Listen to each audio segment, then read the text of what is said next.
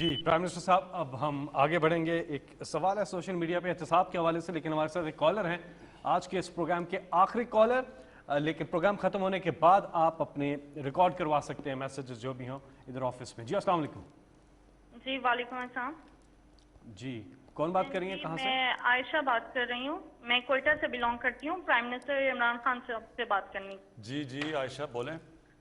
جی خان صاحب، پہلی بات تو یہ کہ آپ کی عوام آپ سے بہت پیار کرتی ہے، ان کے ایون بچے بھی آپ سے بہت پیار کرتے ہیں. آپ جو اقدامات کر رہے ہیں ہمیں آپ پہ پورا بھروسہ ہے، لیکن مسئلہ اتنا بڑا ہے کہ کہیں سنوائی نہیں ہوتی ہے. میں بیوہ ہوں، میری والدہ بھی بیوہ ہے، اور کوئی میرا بہن بھائی نہیں ہے. 3 سال کا میرا بیٹا ہے. 65 سال کی ٹیچنگ کی کمائی سے میری والدہ نے سنگل سٹوری گھر بنایا DH ریبر میں، لاہور میں، اور اس کو 2019 میں کرائے پہ ہم نے دیا. وہ انہوں نے قبضہ کر لیا. SSP کا بھائی تھا شیخ عمر صاحب نے میرا 2020 میں دسمبر میں میرا قبضہ چھڑوایا. اللہ تعالیٰ انہیں صحت تندرستی دے، عزت دے. لیکن وہ بندہ نتیجے میں مجھے 5 لاکھ کا مقروض کر کے چلا گیا. شیخ عمر صاحب نے ہدایت کی تھی کہ ان کا مسئلہ حل کروائیں، لیکن ان کی ٹرانسفر ہو گئی. جو نئے CCPO صاحب تھے انہوں نے بھی ہدایت کی. اب وہ صرف اب تک جو ہے ہدایت ہی چل رہی ہے. SSP کے بھائی ہونے کے ناطے کوئی مسئلہ حل نہیں ہوا، اور نتیجہ یہ نکلا کہ میری والدہ نے اتنی ٹینشن لی کہ وہ کینسر پیشنٹ ڈائگنوز ہو گئی ہیں. میرے پاس کفن کے بھی پیسے نہیں، اور میں نے بینک سے لون لے کر اپنی والدہ کا علاج کروا رہی ہوں. آپ مجھے بتائیں، بچے کو پالوں، پیسے لوگوں کے دوں میں لون کے پیسے دوں؟ کم سے کم میرے پیسے تو مجھے دلوائے. میں کیا کروں؟ اور کم سے کم سوسائٹی اتنی بڑی ہے، اس کو اس چیز کا پابند بنائیں کہ جس طرح عسکری سوسائٹی وہ رینٹ کے معاملات کو دیکھتی ہے تو یہ بھی رینٹ کے معاملات دیکھے. اور کم سے کم آپ چیف جسٹس کو ہماری اپیل پہنچائیں کہ ہمیں کس بات کی سزا دی جاتی ہے، کیوں اسٹے دیا جاتا ہے ایسے لوگوں کو، کس بات کا اسٹے دیا جاتا ہے. میں آپ یقین کریں، کووڈ میں کوئٹہ سے لاہور پورا 1 سال میں ہاسٹل میں خوار ہوتی رہی.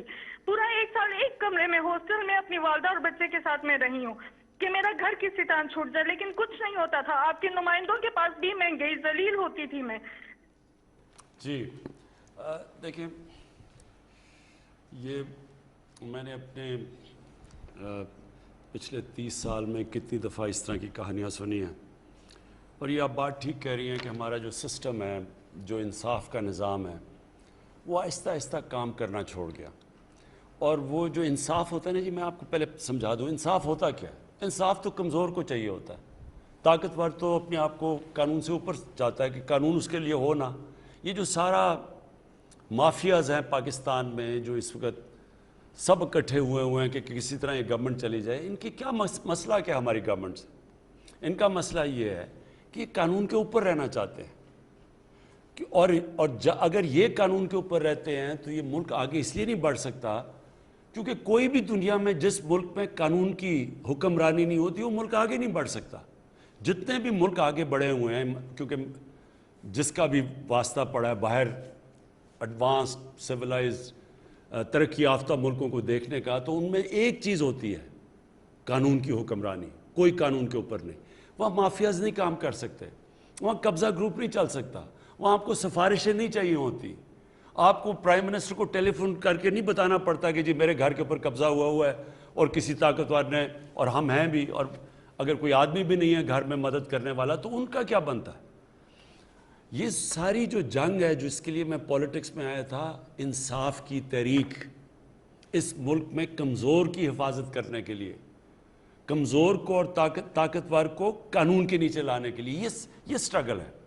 یہ ساری جو PDM ہے یہ چاہتی ہے ہم قانون کے اوپر ہوں، ہم جو مرضی کریں. کیسز پرانے بنے ہوئے ہیں لیکن ہم ان کو معاف کر دیں، نہیں تو گورنمنٹ کرا دیں گے. یہ بھی وہ شوگر مافیا ہے. انہوں نے کہا جی FIO کون ہوتی ہے ہمارے اوپر کرنے کے لیے؟ وہ انہوں نے جب شوگر ایسوسی ایشن نے FIO کو خط لکھ دیا کہ تم اگر کرو گے ہم چینی کی قیمتوں پر بڑھا دیں گے اگر ہمارے اوپر کارروائی کرو گے. یہ ہر جگہ لوگ بیٹھے ہوئے ہیں. یہ جدوجہد ہے. دیکھیں، انصاف کی تحریک ہوتی ہے. انصاف کے لیے قوم کو آزادی کی جنگ لڑنی پڑتی ہے ان مافیا سے، اور یہ ایک جہاد کا نام ہے. یہ اللہ کا حکم ہے کہ میری زمین پہ انصاف قائم کرو. میرا آپ سے یہ وعدہ ہے کہ میری پوری کوشش ہے، جب تک میں اقتدار میں ہوں، جب تک میں نہیں بھی ہوں، میں اس کے لیے لڑوں گا. ہم نے پورے اپنے جو سارا انصاف کا نظام ہے عدلیہ کے ساتھ بیٹھ کے ریفارمز کے لیے بھی ہم تیار ہیں. اپنے جو ادارے ہیں ان کو بھی ٹھیک کر رہے ہیں. یہ جو اب تک ہمارے آنے سے پہلے نیب کام کر رہی تھی تو نیب نے کتنے لوگوں کو پکڑا اور ہمارے صرف 2.5 سالوں میں نیب نے کتنا پیسہ ریکور کیا. میں صرف اس لیے آپ کو بتانا چاہتا ہوں کہ اداروں کو جب آپ مضبوط کرتے ہیں, جب آپ ان کو روکتے نہیں ہیں تو وہ ادارے کتنے بہتر کام کر سکتے ہیں. جب عدلیہ کے اندر آپ انٹرفیئر نہیں کرتے, ڈنڈے سے چیف جسٹس کو نکالتے نہیں, تو عدلیہ بھی پھر تکڑی ہو جاتی ہے. اسی طرح سارے جو ادارے ہیں جب آپ ان کو اپنا کام کرنے دیتے ہیں تو وہ نظر آ جاتا ہے. کیا میں صرف اس لیے آپ کو پہلے یہ بتانا چاہتا ہوں کہ نیب نے 18 سالوں کے اندر 2017 تک 18 سالوں تک صرف 290 ارب روپیہ انہوں نے وصول کیا تھا جو چوری کا پیسہ ہے. ہمارے 2 سالوں کے اندر نیب نے 484 ارب روپیہ ریکور کیا. اینٹی کرپشن پنجاب نے 10 سالوں میں, جو پچھلے 10 سال تھے نون لیگ کے, اس میں صرف 2.6 ارب روپیہ ریکور کیا تھا. ہمارے 2.5 سالوں کے اندر جو زمین ہی صرف انہوں نے ریکور کیا وہ 218 ارب روپیہ. میں صرف آخر میں آپ کو یہ کہہ رہا ہوں کہ یہ ہے جنگ چل رہی طاقتور کو قانون کے نیچے لانے کے لیے. آپ کی تو انشاءاللہ ہم نے نوٹ کر لیا, ہم پوری آپ کی کریں گے, لیکن سسٹم ایسا ہونا چاہیے کہ آپ کو کمپلین نہ کرنی پڑے, سب کو قانون سے ڈرنا پڑے. اور یہ ایک جہاد کا نام ہے, یہ ہم لڑ رہے ہیں انشاءاللہ. جس طرح جا رہا ہے, جس طرح میں نے آپ کو بتایا کہ یہ طاقتور لوگوں سے پیسے وصول کیے ہیں, یہ کبھی پاکستان میں پہلے نہیں ہوا.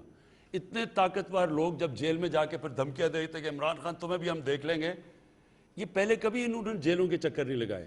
یہ اس دور میں ہو رہا ہے اور پہلی دفعہ آپ دیکھ رہے ہیں. اور اصل میں یہ چینج یہ ہے کہ طاقتور کے اوپر ہم اڑے ہوئے ہیں کہ ان کو ہم نے قانون کے نیچے لے کے آنا ہے.